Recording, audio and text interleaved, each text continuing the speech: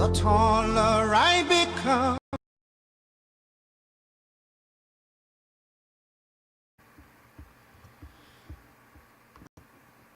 All right, parents, how you doing? Now that I got my speaker on, want to invite you back to our week 6 installment of the weekly message. Uh, the topic here is how can I help my child prepare for the week 6? A couple things that you can do as parents. Um, Obviously, we got that weekly quiz every Wednesday. So these are the materials that are going to be on that weekly quiz that you should be mindful of. Let's begin, like we always do, with student shout outs. Got 4 proud parents. The parent of Desani Marshall, hands up. Parents of Neve Williams. The parents of Ajaya Petway, hands up. Parents of Tiaja Clements. Listen, parents, I have spoken to each and every one of you guys on the phone at one point or another, and you guys are wonderful and getting back to me and making your child responsive. Want to let you know, thank you for the hard work. Thank you for the hard work. All right. So, what I want to do now is kind of talk to you guys about what we did last week and what's going to be on the quiz. Test corrections were given. Your child can earn 50% of their points back. The test correction was from November the 14th. They were supposed to tell me what mistake they made. Was it a careless precision, computation, problem solving mistake? And then they were supposed to take the question they missed and I want to take this back one. Okay, they're supposed to take the question they missed. We got to go back here. Going too far. Okay, all right. Overzealous here. And they were supposed to write the correct answers 3 times each. Okay, moving on. What else did we do this week? We had homework problems. I can explain the context of word problems when working with linear functions in the real world. In a nutshell, we took word problems and we talked about different things related to a graph, a table, a verbal expression that involve linear regression. Okay, how am I sure that 2 independent variables are related to each other? Okay, and there's an answer key posted on the study guide. You guys will have access to it.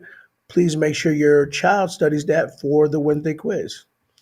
Okay, also, here we are at Puzzle. I can explore lines of best fit, linear regressions, and correlation coefficients. Parents, the bottom line is there's a ton of YouTube videos that it would just take you guys a ton of energy to find. I've done that all for you.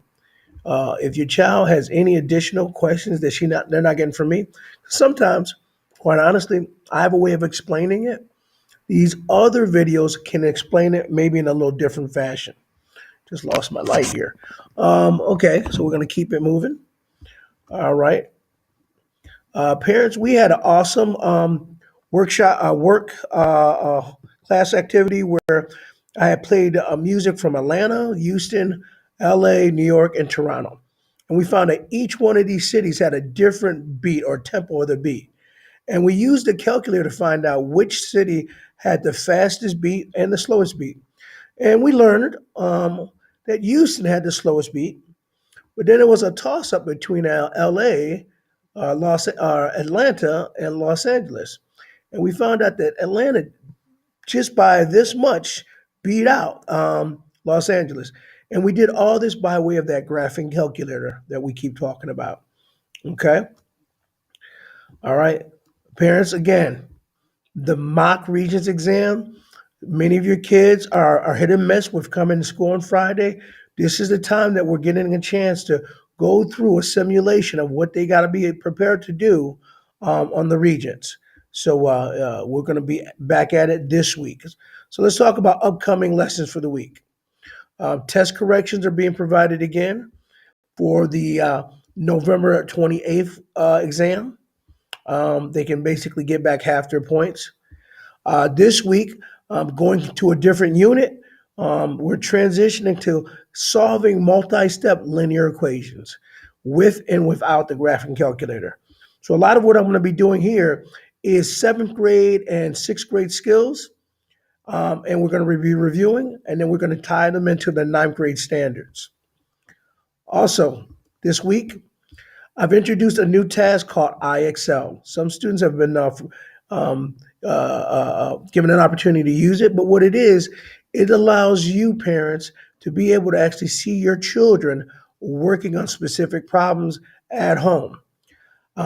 They're going to be required to use them. I'm going to give them about 40 minutes of time in class, but they're going to be required to use them 20 minutes outside of the class, bare minimum, in order to get to their 60 minutes. The goal here for parents is repetition, repetition. I recently read a book that in order to be an expert at any skill, in any discipline, you need the equivalent of 10,000 hours of repetition and practice. That's what this will allow them to get. Not 10,000, but it will give them the repetition and practice they need to be successful in that final exam. Our homework assignments, parents, a little differently this week. As always, we've always done pencil and paper assignments, and they've been issued from Monday to Thursday. This week, we're actually going to be doing online assignments as well as the paper and pencil. And what they're basically being tasked to do is I give them warm-up questions every day when they come to class. And I've defined a baseline of what they can do based on last week. And we worked on that. I'm giving them the exact same questions back in the form of a homework question to see how much they learned over the course of that week. So I can now compare and contrast. So that's really what I'm excited to see who is really doing things and who isn't or who are not, so I can report back to you. We're going to do this final exam, mock final exam on Friday. It's been a hit or miss for some students on Friday, and this is really important. Part two, the questions are short answer, short response. But if they've gotten very, very proficient with that graphing calculator, as I've attempted to do, shouldn't be a big deal. Okay, this last piece, parents, is going to kind of summarize the words of wisdom that I hope that you can impart to your kids this week. It comes from Denzel Washington, and it's entitled Putting God First.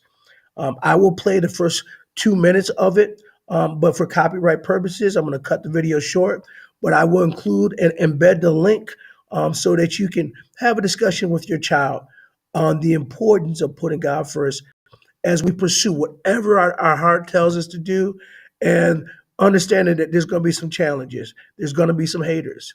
But if we put God first, we'll never come in second. All right. So let me turn off my speaker as we get ready to view that video.